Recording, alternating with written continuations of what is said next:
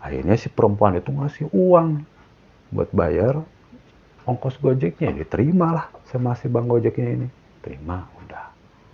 Nah, sambil terima ini, posisi si bang gojek ini masih nunduk ini, mau bilang terima kasih, sudah tidak ada itu perempuan itu. Dan yang bikin si bang gojek ini kaget, pasti buka gini, ternyata bukan uang, tapi batu.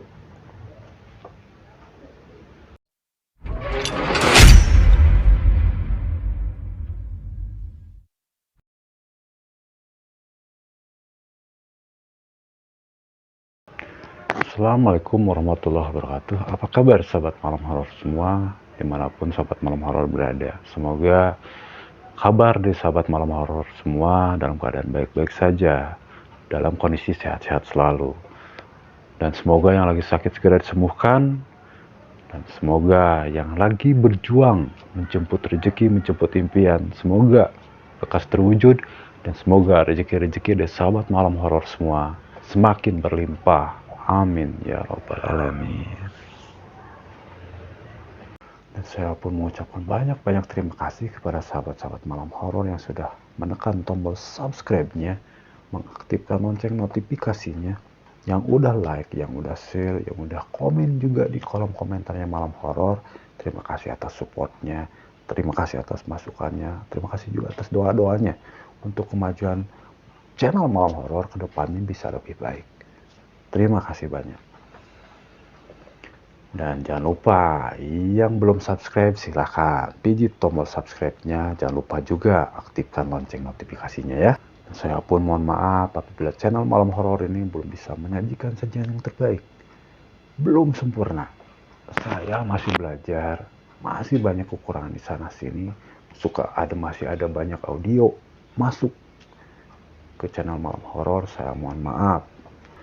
Semoga itu tidak mengganggu kenyamanan dari sahabat-sahabat malam horor dalam menikmati sajian-sajian cerita horor, cerita teror horor, cerita misteri, cerita mistis yang hanya ada di channel malam horor. Kita masuk ke cerita. Ada sebuah cerita yang datang dari sahabat malam horor yang bernama Desi. Desi ini berpesan kepada saya untuk menyamarkan di mana tempat dia tinggal dan daerah mana dia tinggal. Yang pasti kata Desi masih di sekitaran Jawa Barat. Nah, Desi berpesan itu kepada saya. Nah, makanya saya samarkan semua. Tokohnya juga udah saya samarkan, tempatnya juga tidak akan saya sebutkan. Desi menuturkan bahwa kejadian ini lebih ke misteri. Horor, memang horor. Tidak ada teror horornya malahan. Terus mistisnya ada, tapi lebih besar ke misterinya. Dimana misterinya ini sudah berlangsung lama, berpuluh-puluh tahun, sejak tahun 90, area 90-an lah. Dan itu terakhir terjadi ada di sekitar tahun 2019. Awal kisahnya berawal dari sebuah pembangunan villa yang sebenarnya tidak jauh dari rumahnya Desi ini. Tetapi kita gambarkan dulu nih area daerah Desi ini. Jadi rumah Desi ini bersama keluarganya, bersama warga yang lain, ada di belakang sebuah pemakaman besar.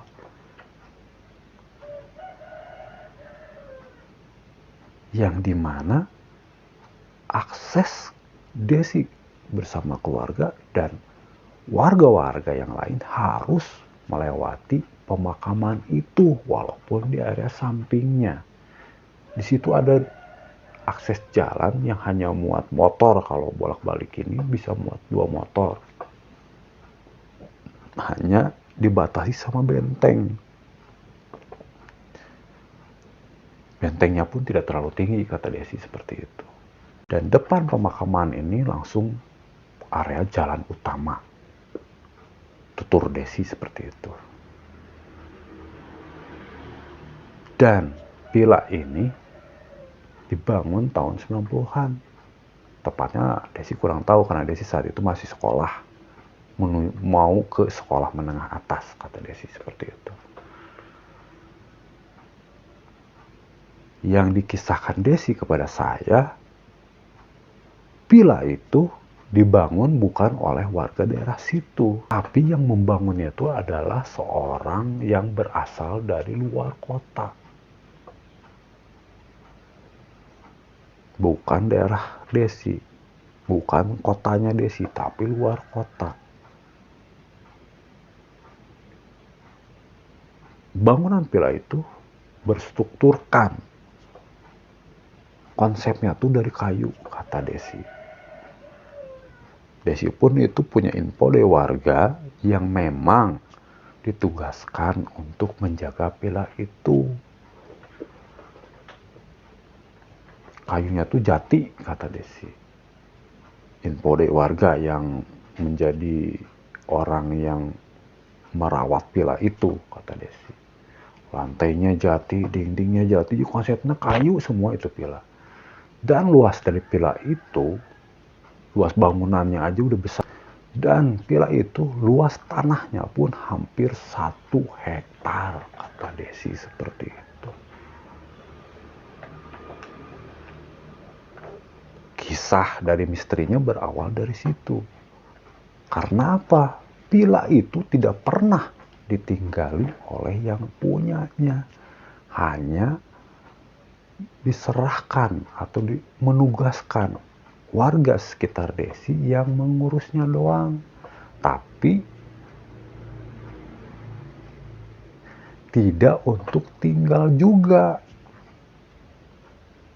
Jadi di sana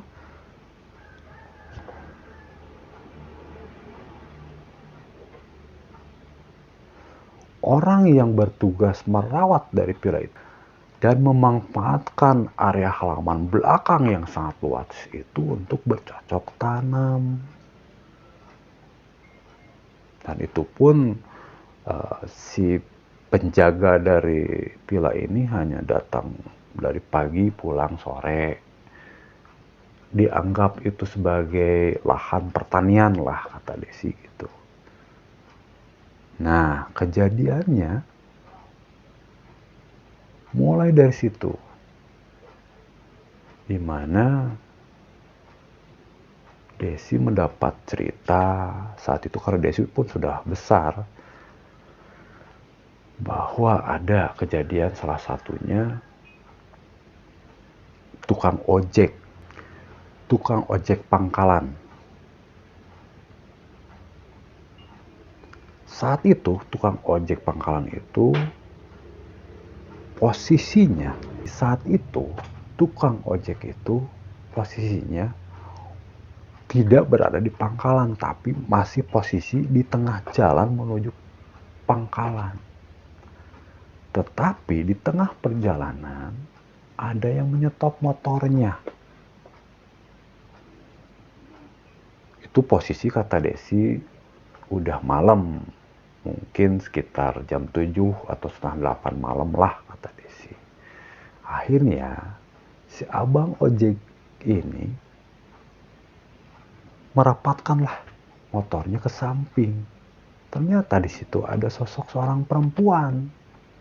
Dan Desi pun mendengar kabar itu di saat itu, di tahun 90-an itu, setelah villa itu jadi, bahwa kata si abang gojeknya tuh biasa seperti manusia, cuman perempuan berbaju merah, kata abang gojeknya. Heboh kan pas nyampe pangkalan ojek, akhirnya ceritalah sama rekan-rekan teman gojeknya pangkalan itu kan. Heboh akhirnya, setelah itu besoknya satu kampung heboh. Kata Desi seperti itu. Semalam ada yang naik motor saya. Ada seorang perempuan berbaju merah, gaun merah. Saya awalnya tidak berpikir aneh-aneh karena posisinya emang seperti penumpang aja bawa muatan berat gitu, nggak ada yang aneh. Cuman yang bikin aneh dia turun depan villa dan itu ngasih uang sama saya, diterima. Pas saya mau bilang terima kasih gini, perempuan itu udah nggak ada. Nah ini pas dibuka, uangnya ini bukan uang tapi batu. Itu yang bikin saya langsung berangkat langsung ke pangkalan ojek di depan. Setelah kejadian itu akhirnya heboh dan akhirnya warga daerah Desi pun ada sedikit ketakutan. Karena walaupun posisi rumah mereka warga gitu, rumah Desi sama keluarganya pun masih di belakang dari pemakaman. Mungkin kata Desi pernah sekali-kali ada cerita di atap rumahnya si ini katanya gitu kan, ada sosok cuman kepala doang terbang gitu. Dengan kedatangan penampakan dari sosok perempuan berbaju merah ini menjadi sebuah misteri kata Desi. Hingga suatu ketika ada kabar juga datang dari yang menjadi penjaga villa itu, di mana dia saat itu lagi kerja bercocok tanam di halaman belakang villa itu. Di saat dia lagi istirahat nih siang hari, habis bekerja di ladang, dia duduklah sambil melihat ke area villa itu. Dan si penjaga villa ini menceritakan bahwa dirinya di saat melihat villa itu melihat sesosok seorang perempuan. Padahal itu siang hari. Kata si penjaga villa itu. Berbaju merah juga. Tapi posisinya dia membelakangi saya. Diem. Tapi kata si penjaga ini jalan berjalan seperti biasa. Tidak seperti di film-film melayang gitu, tidak. Jalan kaki aja. Tapi dia menghilang di posisi mau ke area depan. Merinding. Si bapak penjaga villa ini mikir, cuman penglihatan saya aja kali gitu. Karena si bapak villa ini tahu kalau di villa itu tidak ada siapa-siapa. Si bapak penjaga villa ini bingung, kalaupun ada yang punya rumah datang ke sini pasti dia tahu. Kan dia dari pagi di sini. Tidak ada siapa-siapa katanya. Kalaupun datang yang punya pasti bawa mobil. Karena kata si bapak penjaga ini orang kaya katanya gitu. Rumahnya besar kata si bapak penjaga villa ini saat itu menceritakan. Dianggap biasa aja gitu. Hingga kejadian selanjutnya terjadi menimpa anak-anak sekolah yang lagi PKL SMK ini ya. SMK pasti ada PKL. Dan mereka selama PKL tinggal di rumah itu.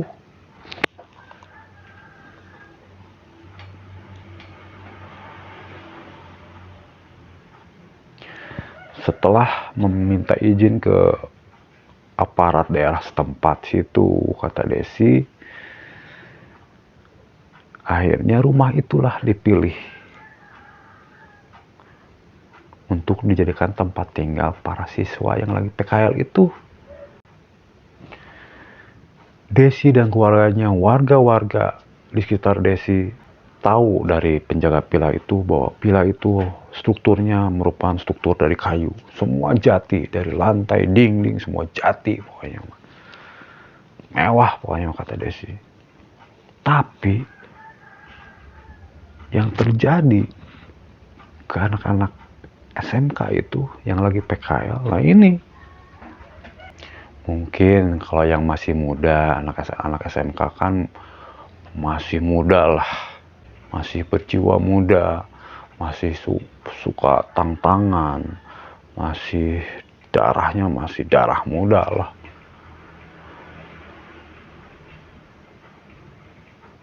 Mungkin, kata Desi, di sana mereka terlalu gaduh, terlalu rame di saat istirahat, bukannya istirahat tapi gaduh gitu. Akhirnya mungkin, kata Desi, yang menghuni villa itu, penghuni yang tidak terlihatnya itu merasa terganggu, hingga akhirnya semua siswa SMK yang tinggal di rumah itu dibuat tidak betah. Desi tidak menceritakan ke saya berapa siswanya saat itu gitu. Desi pun mungkin lupa. Desi menceritakan bahwa anak-anak SMK itu ada yang kerasukan,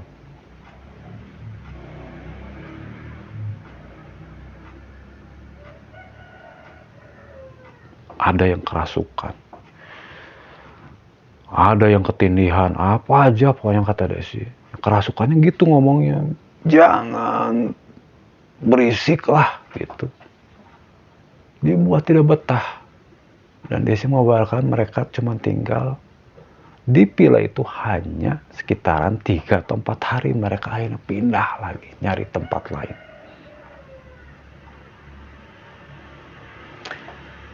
Nah, kejadiannya tuh ada lagi, kata Desi. Setelah beberapa tahun, setelah 90-an lewat, kata Desi, kita masuk di tahun 2000-an, Desi akhirnya pindah ke kota Bandung. Dan akhirnya Desi tidak tahu lagi kabar di sana gimana, katanya. Dan terakhir Desi mendapat kabar tentang villa itu ada di tahun 2019 kemarin. Dan kabar di 2019 ini, kata Desi, yang dia dapat bahwa si penjaga villanya yang dulu sudah diganti sama penjaga villa yang baru. Dan kejadian ini menimpa si penjaga villa yang baru. Si penjaga villa ini ternyata tidur di situ, di villa itu. Kejadiannya yaitu tidur dipindahin. Karena rumah villa itu tidak berlantai 2, dia cuma 1 lantai gitu, udah cuma luas gitu, megah. Walaupun 1 lantai. Tidur di sini, katanya, dipindahin ke depan. Itu tiap hari. Akhirnya si penjaga villa itu pun tidak tinggal lagi di situ. Warga berspekulasi.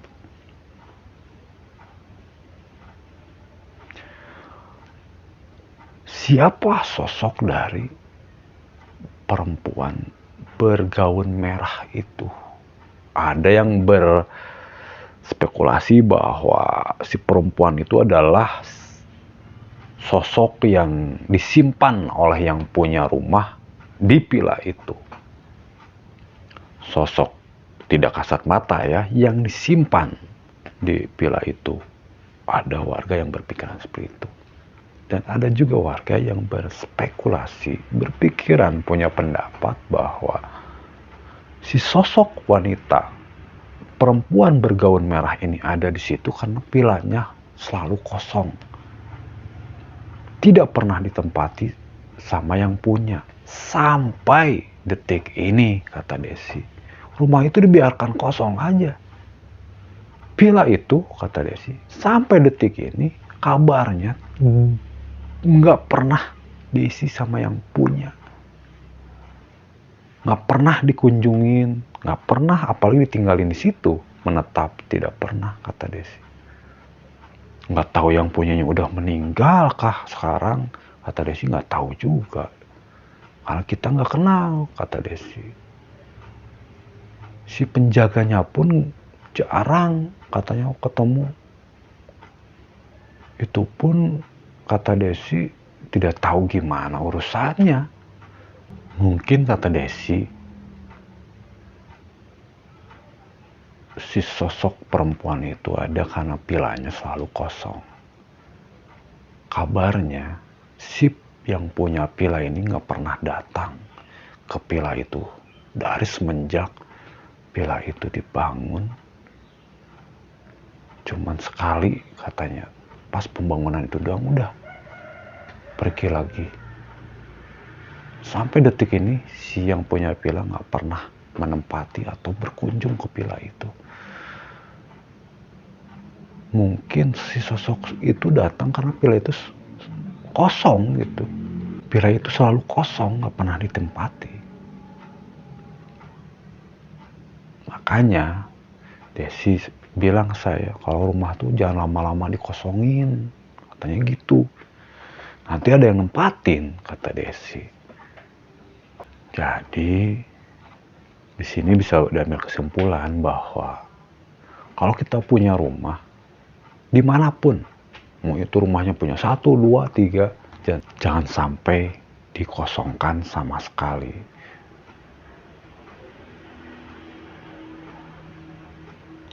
Karena mungkin ada makhluk-makhluk lain yang akan menempati tempat atau rumah kita.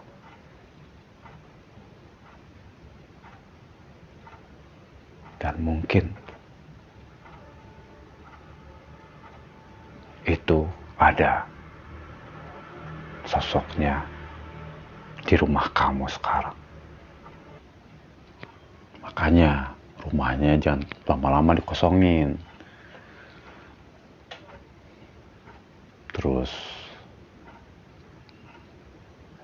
intinya sering-seringlah rumah kita selalu dihangatkan sama doa-doa gitu.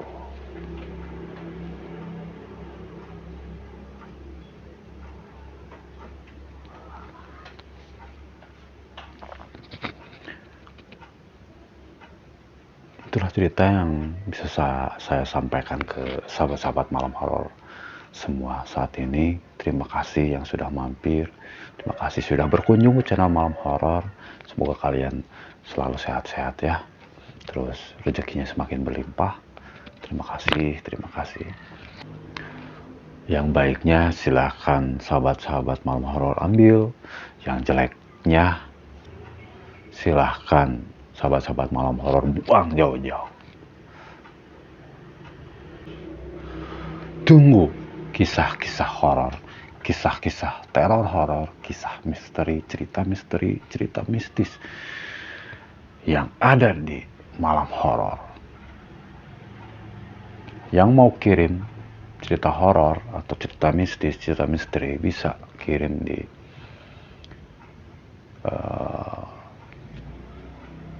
emailnya Malam Horor, ada di deskripsi.